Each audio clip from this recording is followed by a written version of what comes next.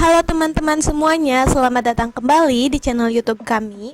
Pada video kali ini kita akan membahas mengenai perintah rectangle dan polygon pada AutoCAD.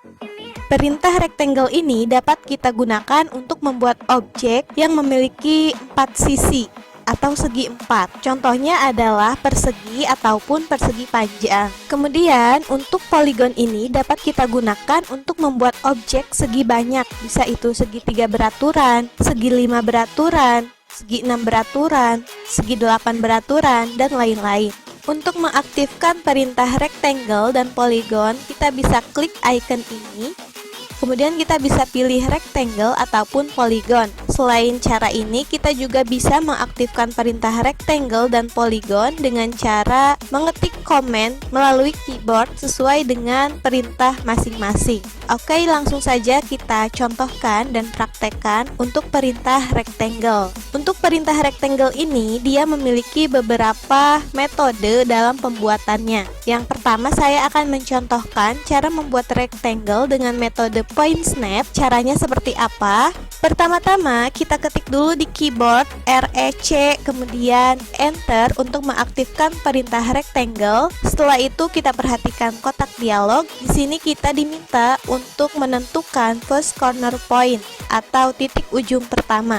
Misal saya ingin titik ujung pertama di sini. Kemudian setelah itu kita diminta untuk memasukkan titik ujung yang berseberangan dengan titik ujung pertama. Misalkan di sini berseberangannya, saya ingin di sini lalu klik, jadilah dia sebuah rectangle atau persegi panjang dengan metode point snap. Rectangle dengan metode point snap ini kita tidak tahu ukuran dari sisi-sisi persegi panjang ini. Nah, jika kita ingin membuat rectangle dengan menentukan panjang sisi-sisinya, kita bisa memakai metode yang kedua, yaitu dengan cara metode input panjang dan lebar dari sebuah rectangle atau persegi panjang.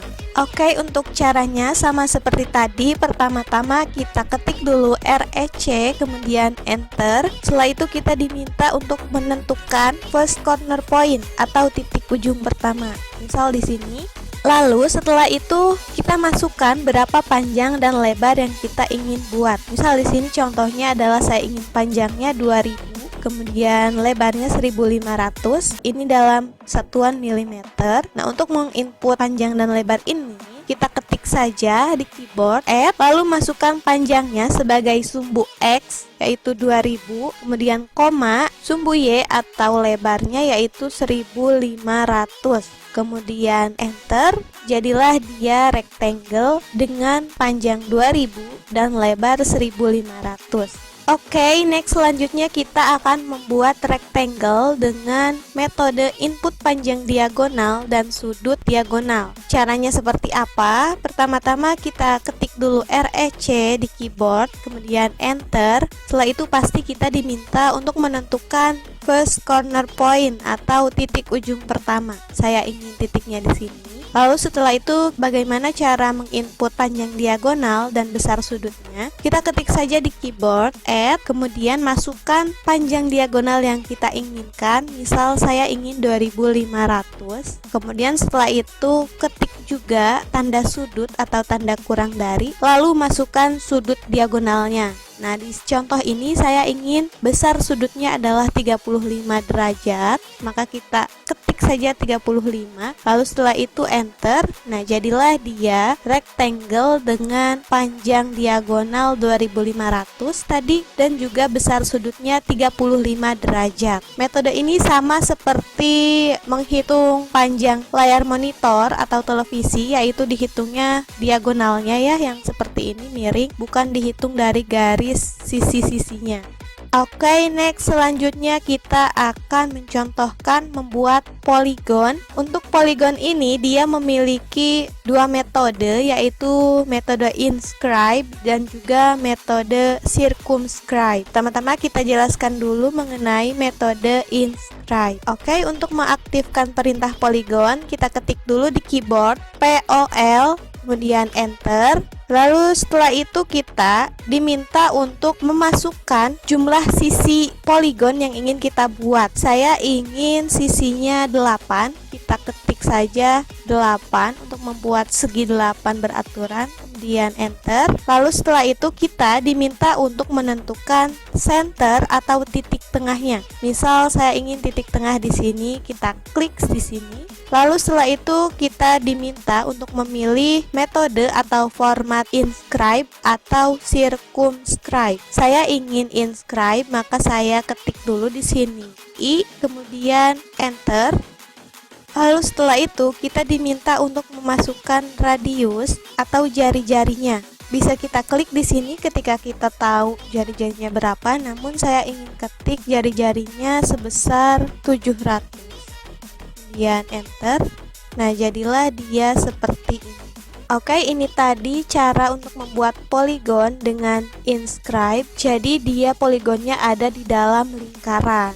Selanjutnya bagaimana cara membuat poligon untuk metode circumscribe. Pertama-tama kita ketik dulu di keyboard POL, kemudian enter.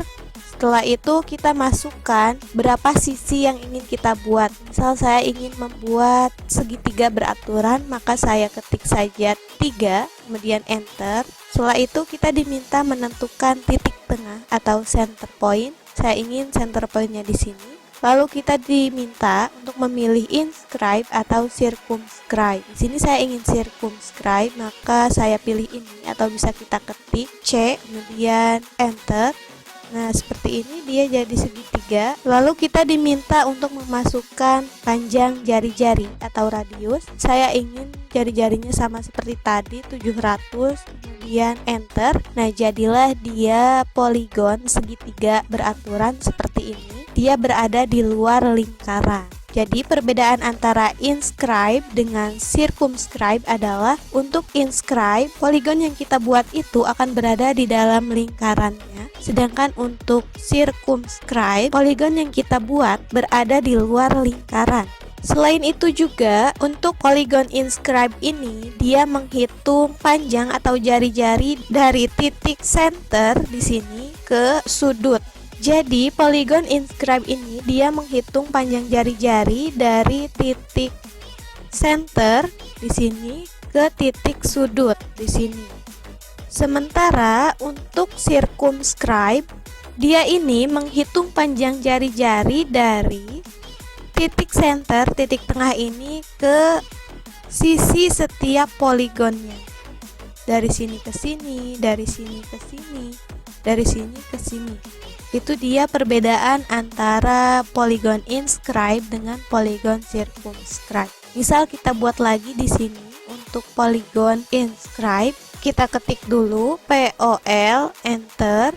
Lalu setelah itu masukkan jumlah sisi. Di sini dia tadi otomatis terisi 3 karena sebelumnya kita memasukkan 3. Kita enter saja. Lalu setelah itu kita tentukan titik center, saya ingin di sini. Lalu pilih, saya ingin mencontohkan untuk inscribe di sini. Pilih inscribe. Lalu setelah itu kita masukkan radius atau jari-jarinya. Saya ingin 700. Kita ketik saja 700, kemudian enter. Nah, jadilah dia segitiga di dalam lingkaran. Nah, untuk segitiga yang ini dia menghitung jari-jarinya bukan dari titik tengah ke sini, ke sisi, tetapi dia menghitungnya dari titik tengah ke setiap sudut seperti itu. Karena dia inscribe. Sementara untuk circumscribe dia menghitung jari-jarinya adalah dari titik tengah ke sisi setiap garis poligon. Oke, itu tadi penjelasan mengenai perintah rectangle dan perintah polygon pada AutoCAD. Semoga dapat membantu dan bermanfaat untuk teman-teman semuanya. Jika teman-teman ingin bertanya atau ingin berbagi tips lainnya, teman-teman boleh menyampaikannya melalui kolom komentar. Jangan lupa like, komen, dan subscribe untuk mendapatkan info terbaru dari channel ini. Sampai jumpa di video selanjutnya.